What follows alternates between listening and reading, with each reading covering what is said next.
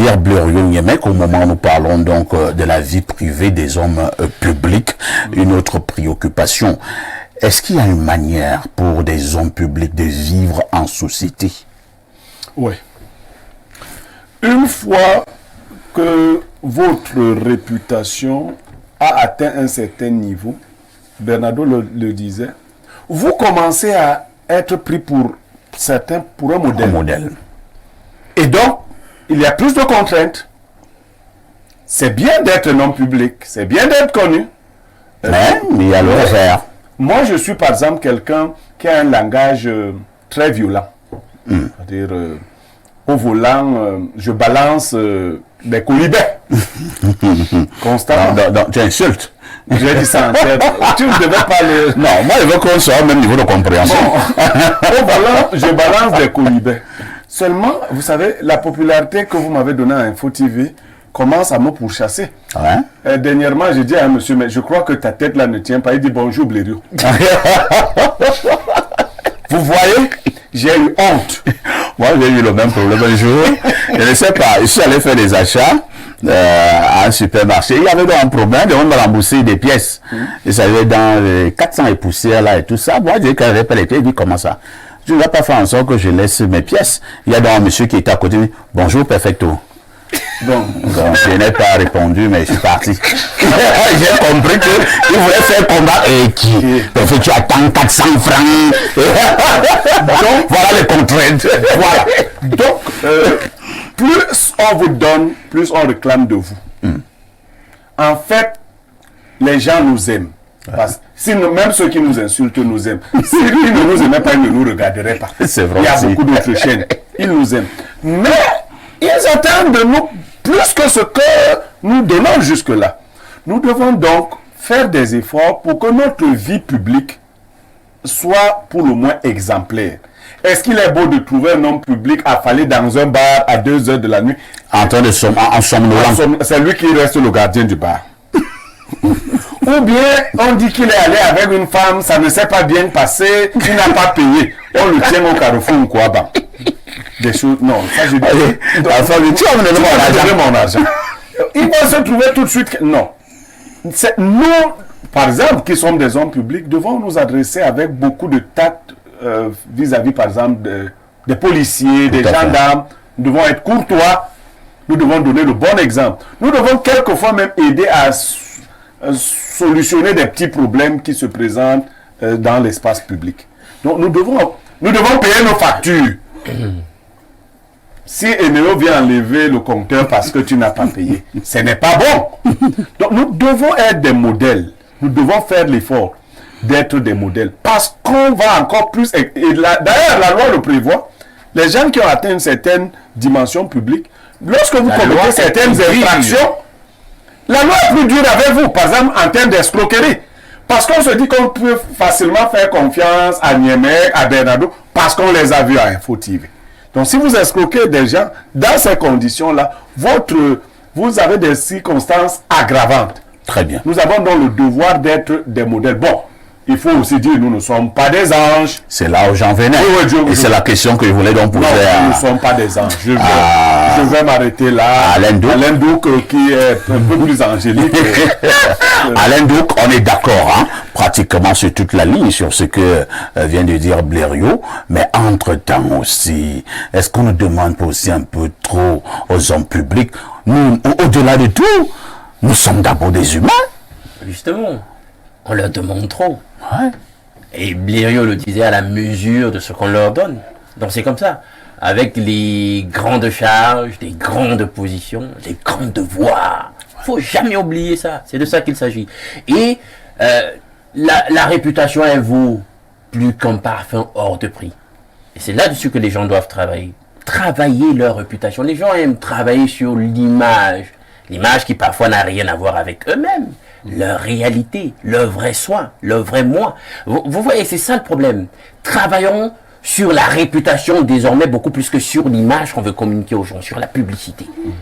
De telle sorte qu'on dise, ce monsieur vraiment, il agit dans son magistère de telle façon, et je l'ai côtoyé. Et véritablement, je vous assure que c'est quelqu'un de bien. sa vie est vraiment en adéquation avec ce qu'il nous renvoie comme image de lui.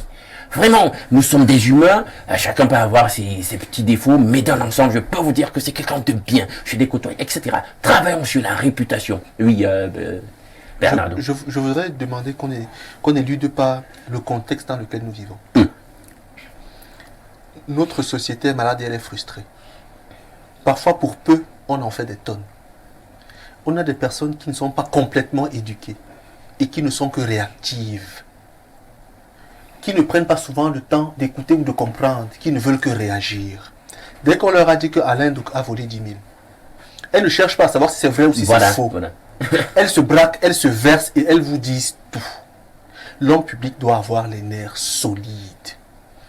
Récemment, parfait ici, il y a peut-être 4 ou 5 jours, je me suis fait copieusement insulter sur Twitter. Sauf que, comme on dit souvent, quand on vous insulte, regardez ceux qui vous insultent. Si M. Ngemek, parfait ici, me fait un blâme, je me plie. Si un enfant de 21 ans ou de 22 ans, qui est en perte de repère, m'insulte, moi ça m'amuse. Pourquoi? J'avais l'objectif de rétablir une vérité.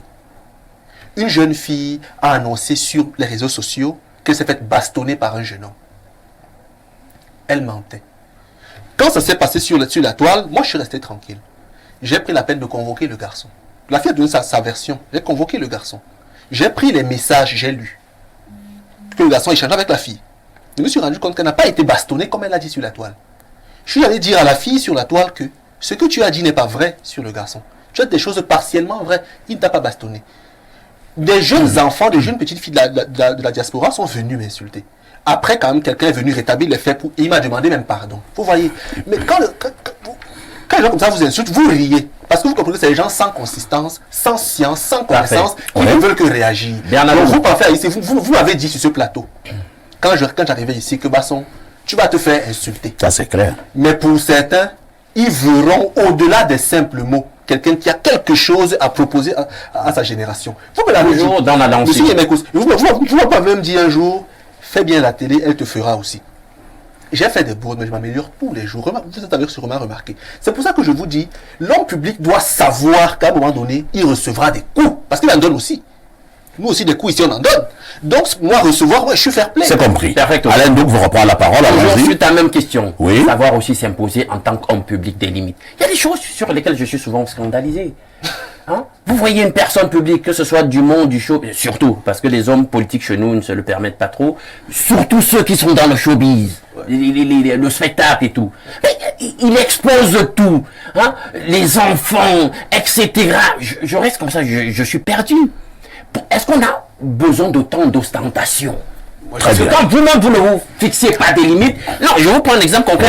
A présenté son enfant comme ça, et puis quand on a commencé à jaser sur l'enfant, il était le premier à être mécontent. On a dit que l'enfant ne lui ressemblait pas. Ah, que l'enfant ressemblait à une autre personnalité publique des médias, des réseaux sociaux, albinos, etc. Il s'est fâché. C'est ça. Quand toi, tu venais présenter l'enfant, tu te dis quoi? Tu avais besoin de présenter cet enfant? Pierre Blériot, autre chose quand même, hein, au niveau du quotidien des hommes publics, est-ce qu'on ne devrait pas également dire à certains qui ne sont pas les hommes publics, qui admirent les hommes publics, qu'il y a aussi des endroits, quand tu trouves un homme public dans un endroit qui n'est pas très commode, fais comme si tu ne connais pas l'homme public là, non?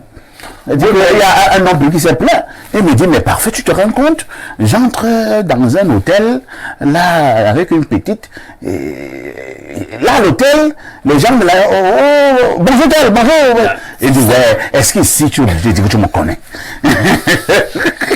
Non, Alain donc vous a dit, notre réputation nous poursuit partout où nous allons, comme un parfum.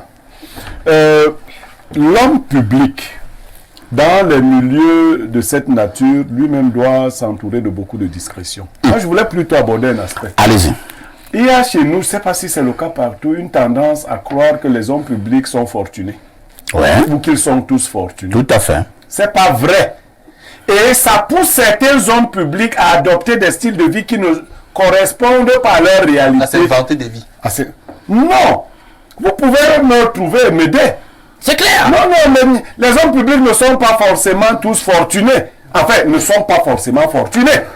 Être un homme public, par exemple, un homme de médias, ne veut pas dire que vous êtes riche. Dès que tu arrives, il te pas les dit, gars comme les cafés. il n'y a rien pour nous. Bon, en dehors des écouteurs de modérateurs. Ah bon, hein? Il y a un qui m'a dit à la montée Anne Rouge. Je gare là, parce qu'il y a une dame qui fait du bon tomba de poisson. Voilà, je connais. Voilà. Oui. Alors, le gars vient. Il ressemble d'abord à un chambriste.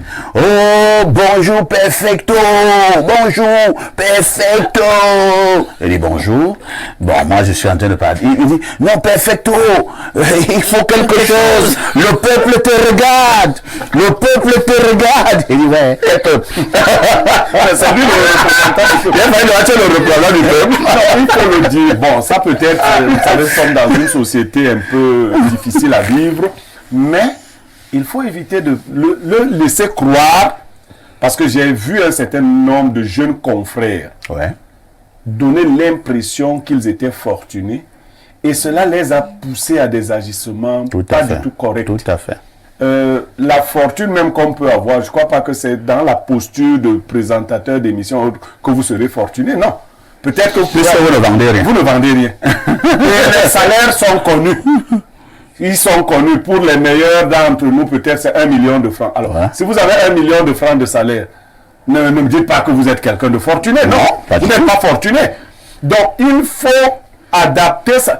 Il y en a même qui ont honte qu'on les voit acheter les choses normalement comme tout le monde. Non. Il ne faut pas vous inventer les vies des grandes stars et de football et autres. Non. Les roues. Il y a même des Les gens roues, qui leur disent de parfois- s'inventer ce genre de vie. Parfois, moi-même, je vais au marché. Hein.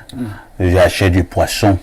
J'achète la tomate à l'entrée de la poissonnerie. Mais il n'y a Tout, aucune, tout. il y a aucune honte à vivre. Moi, je le fais. Non, maintenant il y a des gens qui se sont inventés des vies, et à s'inventer ces vies-là, Ils deviennent esclaves. Ils doivent donc créer les moyens. Tu vois? Quelqu'un a joué dans quelques productions cinématographiques, là, dans le contexte et l'écosystème qui est le nôtre, on sait à quoi ça ressemble, etc. Bah, du coup, il se prend la tête, il se prend pour une star hollywoodienne, on le coach, on lui dit même que, bah, écoute, tu ne dois plus faire agir de tel, tu sais que t'es une star. Il y a des stars comme Lisons encore quelques messages. Bonjour.